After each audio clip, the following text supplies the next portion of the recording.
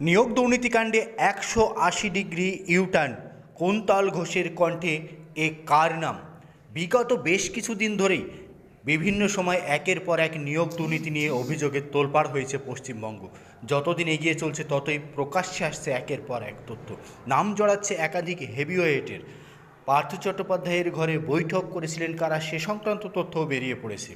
কালীঘাটের কাকুর কণ্ঠস্বর সংগ্রহ করেছে সিবিআই, সেই কণ্ঠস্বর মিলিয়ে দেখা হবে। এবার নিয়োগ দুর্নীতিতে অপর এক হেভিওয়েট কুন্তল ঘোষ, তৃণমূলের যুবনেতা কুন্তল ঘোষের কণ্ঠস্বরের আজ নমুনা সংগ্রহ করবে সিবিআই।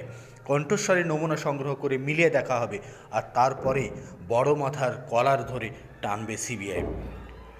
সংস্থার তরফে আদালতে জানানো হয়, এই মামলার তদন্তে বেশ কিছু তথ্য পাওয়া যায়।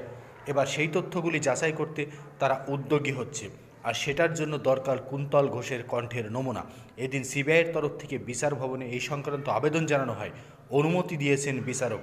আজ 18 ফেব্রুয়ারি তার কণ্ঠস্বরের নমুনা সংগ্রহ করা হবে।